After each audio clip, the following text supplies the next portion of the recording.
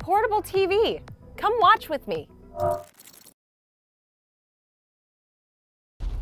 Cities across the U.S. are weighing the dangers and benefits of using facial recognition technology. While some governments are voting to ban it, places like New York opting to use it.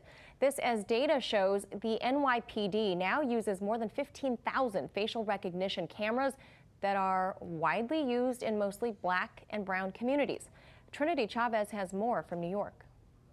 The New York Police Department is facing scrutiny for its excessive use of facial recognition cameras, specifically in black and brown communities, sparking concerns over discriminatory policing tactics.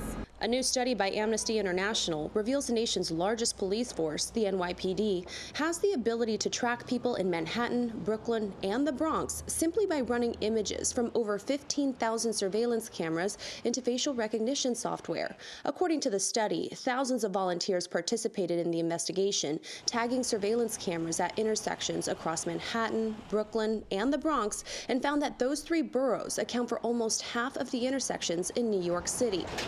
The data also drawing attention to an area in Brooklyn that has a black population of more than 54%, 30% Hispanic, and 8% white people, which is also the most surveilled neighborhood out of all three boroughs. Commenting on the findings, Dr. Matt Mahmoudi, an artificial intelligence and human rights researcher at Amnesty International, told RT the network is a serious threat to privacy and can lead to racial profiling because it targets certain individuals or groups of people based on characteristics including ethnicity, race, and gender without individualized, reasonable suspicion of criminal wrongdoing. The controversial software, especially when used by law enforcement agencies, has been scrutinized for years after multiple studies pointed to the potential of racial bias and false negatives. A 2019 study found a majority of facial recognition software on the market has higher rates of false positive matches for Asian and black faces compared to white faces. And another study out of the UK found that 81% of suspects flagged by software used by British police were innocent.